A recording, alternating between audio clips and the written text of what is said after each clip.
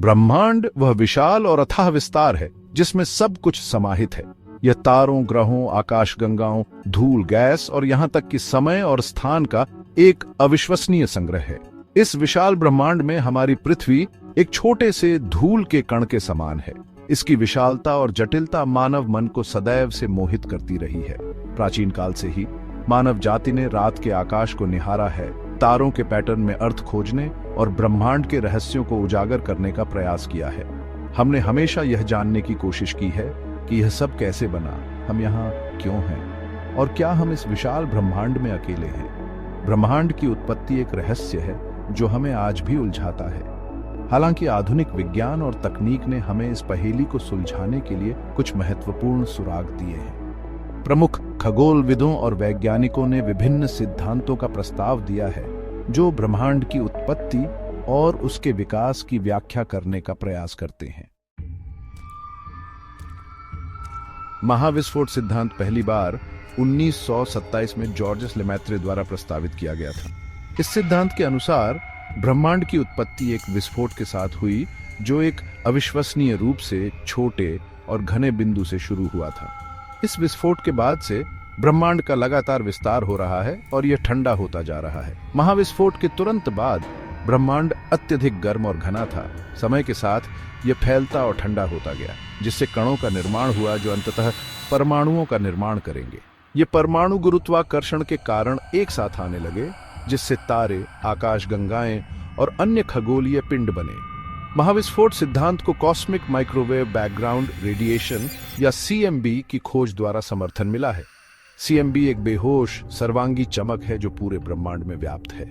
यह विकिरण महाविस्फोट की एक प्रारंभिक अवस्था से बचा हुआ है और इसे ब्रह्मांड के जन्म का प्रमाण माना जाता है।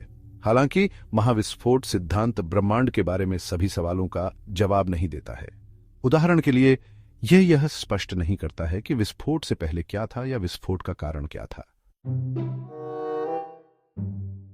1920 के दशक में एडविन हबल ने एक आश्चर्यजनक खोज की जिसने ब्रह्मांड के बारे में हमारी समझ को हमेशा के लिए बदल दिया। उन्होंने देखा कि दूर की आकाशगंगाएं हमसे दूर जा रही हैं और वह भी बहुत तेज गति से। यह अवलोकन इस बात का प्रमाण था कि ब्रह्मांड स्थिर नहीं है बल्कि इसका लगातार विस्तार हो रहा है। ब्रह्मांड के विस्तार की कल्पना करने का एक लोकप्रिय तरीका यह है कि एक गुब्बारे की सतह पर बिंदुओं की कल्पना करें।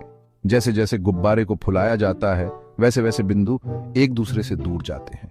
ठीक उसी तरह जैसे आकाशगंगाएं ब्रह्मांड के विस्तार के साथ एक दूसरे से दूर जा रही हैं। ब्रह्मांड के विस्तार की गति को हबल के नियम द्वारा वर्णित किया गया है, जो कहता है कि एक आकाशगंगा की हमसे दूर जाने की गति उसकी दूरी के समानुपाती होती है।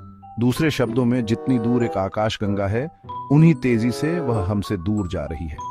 ब्रह्मांड के विस्तार की खोज ने कई नए प्रश्नों को जन्म दिया है, जैसे कि विस्तार कब तक जारी रहेगा, क्या यह कभी धीमा होगा और क्या यह कभी उल्टा होगा। ब्रह्मांड का भविष्य क्या होगा?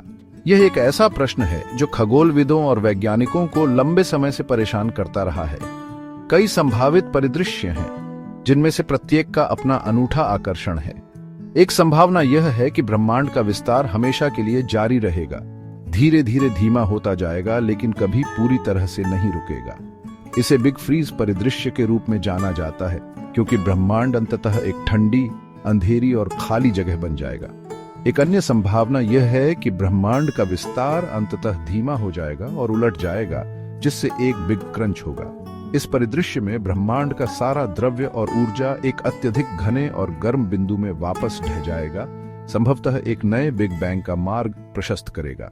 इन दो चरम संभावनाओं के अलावा अन्य संभावित परिदृश्य भी हैं, जैसे कि बिग रिप परिदृश्य, जहां ब्रह्मांड का विस्तार और संकुचन चक्रीय रूप से होता रहता है। हालांकि ब्रह्मांड का भविष्य अंततः किस दिशा में जाएगा यह अभी भी अनिश्चित है। ब्रह्मांड के बारे में अभी भी बहुत कुछ ऐसा है जिसे हम नहीं जानते हैं और यह संभव है कि भविष्य में नई खोजें हमें और भी अप्रत्याशित और आकर्षक संभावनाओं से परिचित कराएं।